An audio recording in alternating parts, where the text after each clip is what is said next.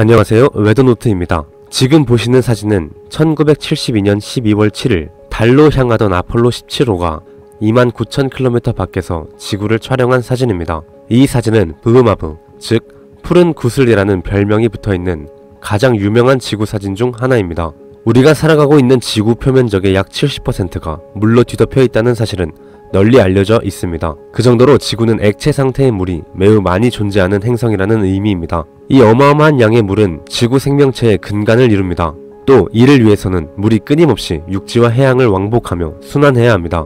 그리고 이 엄청난 양의 물이 순환하려면 바다에서 물이 증발하여 구름을 이루어 지상의 비와 눈으로 떨어지는 과정이 필요합니다. 우리나라는 1년 중 3분의 1은 비나 눈이 내릴 정도로 비가 자주 내리는 편에 속합니다.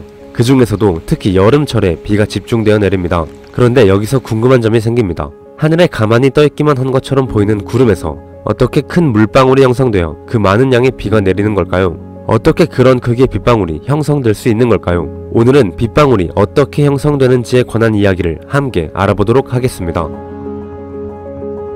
옛날부터 비가 내리기 위해서는 구름이 껴야 한다는 사실을 알고 있었기에 구름과 비의 상관관계는 경험적으로 모두가 알고 있었습니다. 그러던 중 스웨덴의 기상학자인 토르 베르셰론이라는 사람이 1935년 빙정설이라는 유명한 강수 이론을 발표합니다. 그는 온대지방의 구름들이 대부분 관행각된 물방울로 이루어져 있다는 사실에 주목했습니다. 그리고 그중 약간의 빙정이 섞여 있을 수 있다는 합리적인 전제를 두고 물리학적 이론을 전개해 나갔습니다.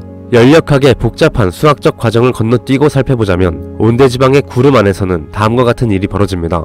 우선 온대지방의 구름 내부에 관행각된 물방울과 빙정이 공존합니다. 여기서 관행각 물방울이란 낮은 기압 등 여러 조건으로 인하여 0도 이하에서도 얼지 않고 액체로 존재하는 물을 의미합니다. 외부에서 수증기가 계속해서 보급이 된다면 이 관행각 물방울과 빙정은 계속해서 성장합니다. 상황의 변화는 수증기의 공급이 끊긴 이후에 일어납니다. 관행각 물방울과 빙정의 포화 수증기압에는 약간의 차이가 있습니다. 그림에서 보는 것과 같은 미세한 차이인데 이 미세한 차이가 수증기 공급이 끊긴 구름 안에서의 관행각 물방울과 빙정의 미래를 판가름합니다.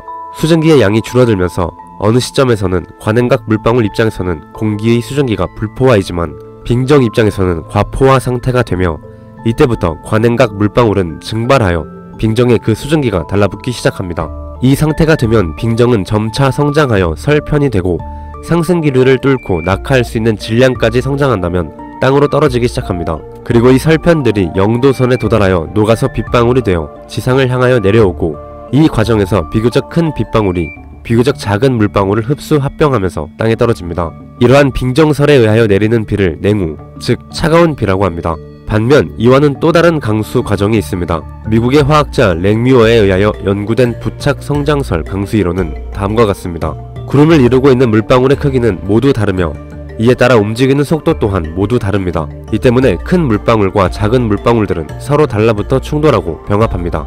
이를 랭뮤어는 처음으로 유체역학을 이용하여 서로 다른 두 물방울이 크기에 따라 얼마나 잘 충돌하는지를 계산해냈으며 이를 포착률이라는 용어로 정의하여 표와 같은 값을 만드는 데 성공했습니다. 포착률을 이용하여 구름 속 물방울의 크기 분포, 상승 기류의 속도, 구름의 두께 등을 알면 빗방울의 성장을 계산할 수 있습니다. 이를 이용하여 여러 연구자들에 의하여 이론적으로 계산한 결과 성장의 초기에는 빙정설에 의한 빗방울의 성장이 훨씬 빠르지만 반경 0.1mm의 안개비 정도의 크기에 이르면 빙정설에 의한 빗방울 성장과 부착에 의한 빗방울 성장의 속도가 거의 같아지며 그 이상의 크기에서는 부착에 의한 빗방울 성장이 빨라진다는 결론에 이르렀습니다. 이러한 부착 성장에 의하여 내리는 비를 빙정이 필요한 냉우에 대비하여 얼음 없이 물방울로만 성장하여 비가 내린다고 하여 난우, 즉 따뜻한 비라고 합니다. 그리고 이를 기구나 비행기 등을 이용하여 직접 관찰 및 분석한 결과 고위도 및 온대의 강수 과정은 대체로 베르셰론의 빙정설 과정과 비슷했고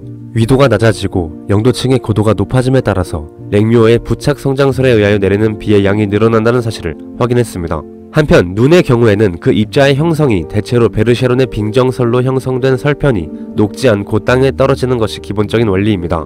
여기에 관행각 물방울이 어떤 밀입자와 충돌하여 동결하는 경우 또는 관행각 물방울 내부에 포함된 밀입자가 동결행으로 작용하는 경우 등의 여러 다른 과정들이 있습니다.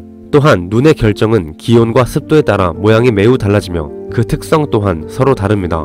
눈의 형성과 그 결정에 대한 내용은 나중에 따로 자세히 다뤄보도록 하겠습니다. 이로써 우리는 빗방울이 어떻게 생기는지에 대한 빙정설과 부착성장설이라는 두 가지 원리를 통하여 알아보았습니다. 강수로 지표에 떨어지는 물은 지상의 생명체들이 살아가기에 필수 요소일 뿐 아니라 인류 문명을 지탱하기 위해서도 반드시 필요한 것입니다. 그러므로 비의 원리와 기작에 대한 연구는 곧 적재적소의 비를 내리게 할 수 있는 인공 강우 연구와도 직결되는 문제입니다.